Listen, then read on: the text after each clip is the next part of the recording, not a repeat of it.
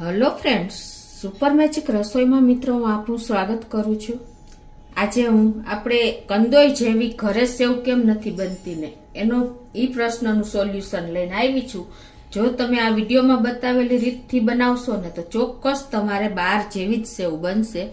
એમાં મેં અમુક ટિપ્સ શેર કરેલી છે, તો તમને ચોક્કસ આ વિડીયો ગમશે મિત્રો. ગમે તો લાઈક કરજો, શેર કરજો અને હવે સબસ્ક્રાઈબ કરવાનું તો ભૂલતા જ નહીં. અને મિત્રો બાજુમાં રહેલ બેલ આઇકનને પણ પ્રેસ કરજો, જેથી કરીને લેટેસ્ટ વિડીયોની માહિતી તમને મળતી રહે. તો મિત્રો આપણે બહારથી સેવ લઈએ છીએ ને ત્યારે એનો ટેસ્ટ આપણને એક અલગ જ લાગે છે અને મીઠી પણ લાગે છે. તો એનું આજે હું રાજ બતાવું છું કે આપણે હંમેશા સેવ બનાવીએ ને ત્યારે આપણે બહારનો પેકેટનો લોટ જ લેવાનો, તો જ તમારી સેવનું રિઝલ્ટ બહાર જેવું મળશે. અને એમાં આપણે એક સિક્રેટ ઇન્ગ્રેડિયન્ટ ઉમેરશું. તો હવે આપણે બનાવવાનું ચાલુ કરીએ. તો અત્યારે મેં જો આ પેકેટનો લોટ છે એ અત્યારે 2 કપ લઉં છું. એને હંમેશા ક્યારેય પણ સેવ કે કાંઈ બનાવીએ ને ત્યારે આપણે સેવને લોટને ચાળીને લેવાનો, એટલે જે કાંઈ આપણું એકદમ સરસ લોટ તૈયાર થશે. આ બીજો કપ પણ ચાળી લઈએ. આ રીતે નાનો જાર હોય ને તો તમે ચમચી કે ગ્લાસથી ફટફટ ચાળી શકશો. હવે જ્યારે આપણે બહાર સેવ લઈશી ને ત્યારે એકદમ સરસ તેલ નથી ભરાયેલું હોતું ને એકદમ ક્રિસ્પી અને કુરકુરી સેવ હોય છે.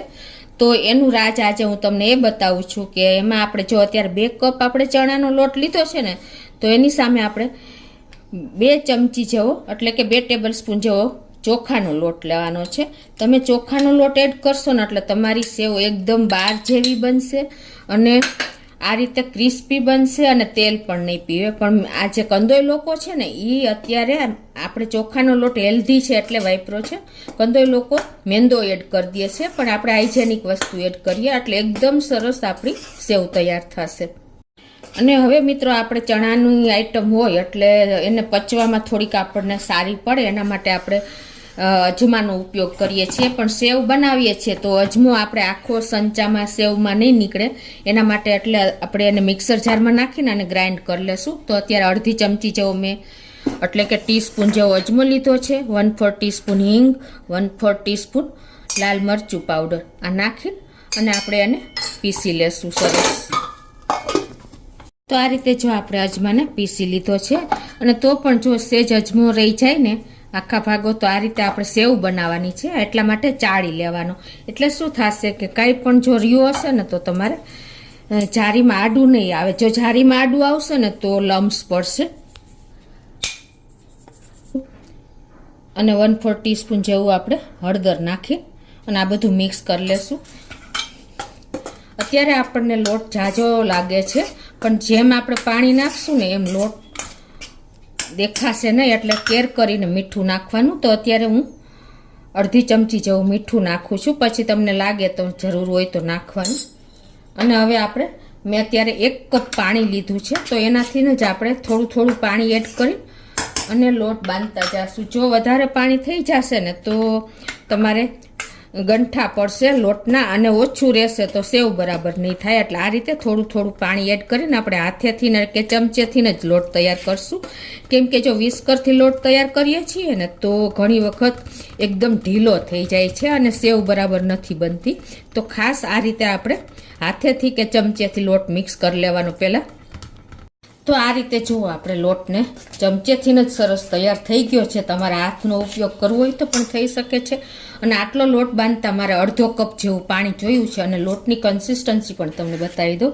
જો આ રીતે તમે પાડશો ને તો એકદમ સરસ પડી જશે, લચક જેવો લોટ તૈયાર થશે. બહુ ઢીલો હશે તો સેવ તમારી લૂઝ થશે અને કડક હશે તો સેવ પરફેક્ટ નહીં બને. એટલે ખાસ લોટની કન્સિસ્ટન્સી પણ તમારે ધ્યાનમાં રાખવાની છે. તો આપણો લોટ પણ તૈયાર થઈ ગયો છે. અને હવે લોટમાં આપણે આ રીતે મોણ નથી નાખતા, પણ આ રીતે જો આપણે ગરમ તેલ કરીને નાખવાનું છે. તો આ બાજુનું તેલ મેં લોયામાં લઈ લીધું છે અને આપણે ગરમ કરવા મૂકી દેશું. આપણું તેલ ગરમ થઈ ગયું છે ને તો અત્યારે આપણે 3 થી 4 ચમચી જેવું તેલ આમાં મોણ નાખી દેશું. ગરમ તેલ નાખશું એટલે આપણે આ રીતે ચમચેથી જ મિક્સ કરવાનું. જો તમે હાથેથી કરતા હો તો એટલે આપણો ગરમ તેલના હિસાબે ઘણી વખત દાજી જવાય છે. તો આ રીતે આપણો લોટ પણ સરસ જેવો લચક જેવો તૈયાર થઈ ગયો છે. પરફેક્ટ કન્સિસ્ટન્સી તમારે આવી રીતે તમે સેવ બનાવશો ને તો ક્યારેય ખાતા નહીં ધરાવ, ક્યારેય કંદોઈની દુકાનનું પગથિયું પણ નહીં ચડો, એટલી બેસ્ટ સેવ તમારી તૈયાર થશે. હવે એના માટે મેં ટ્રેડિશનલ સંચો લીધો છે અને આ રીતે એમાં સંચાનીમાં જે સેવની જારી આવે છે ને મીડિયમ એવી એ રાખી છે. આ જારી આપણે ગાંઠિયા જે સેવ મમરા બનાવી, શાક બનાવીએ બધામાં જ આ સેવ કામ લાગશે. તો પહેલાં એને આપણે ગ્રીસ કરી લેશું આ રીતે ચમચામાંથી જરાક તેલ નાખીને, અને એ જ રીતે આપણે આ સિલિન્ડર છે એને પણ ગ્રીસ કરી લઈએ. હવે એને આપણે આ રીતે ફિટ કરી દઈએ અને પછી આપણે સિલિન્ડર ભરી લઈએ. અને આ રીતે જો આપણો લોટ એકદમ સરસ તૈયાર થઈ ગયો છે ને, તો હવે એને સિલિન્ડર આપણે એક ફૂલ ભરી લઈએ. તો હવે જો આપણે આ રીતે સિલિન્ડર ભરાઈ ગયું છે. અને હવે શું થાય છે કે ઘણી વખત આપણે જો આવી રીતે સિલિન્ડર ભર્યા પછી આપણે લોટ છે ને ઉપર આવી જાય છે, જે આપણે હેન્ડલ બંધ કરીએ છીએ ને એની ઉપર લોટ આવી જાય છે, તો એને તેલવાળું કરી લેવાનું. અને બીજું કે તમારે લોટ ઉપર ન આવે અને એવી રીતે તમારે કરવું હોય ને, તો આ પણ એક ટ્રીક જ બતાવું છું કે એમાં તમારે એક એક્સ્ટ્રા જારી મૂકી દેવાની. આપણે સંચાની જારી કોઈ પણ હોય ને, સ્ટારની અત્યારે હું રાખું છું, આ રીતે તમારે રાખી દેવાની.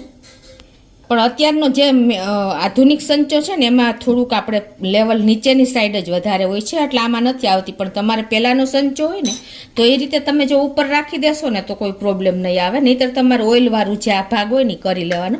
અને હવે આપણે સેવ પાડી લેશું. તો હવે આપણે સંચો પણ ભરી લીધો છે અને આ બાજુ આપણું તેલ પણ ફૂલ ગરમ કરી લેવાનું છે. એટલે જો દાજી ન જાય ને એટલું તો તમારે કમસે કમ ગરમ કરવાનું જ છે. અત્યારે ગેસની ફ્લેમ મેં મીડિયમ રાખી છે અને આપણે આ રીતે ક્લોકવાઇઝ ફેરવતા જાશું સંચો અને સેવ પાડી લેશું.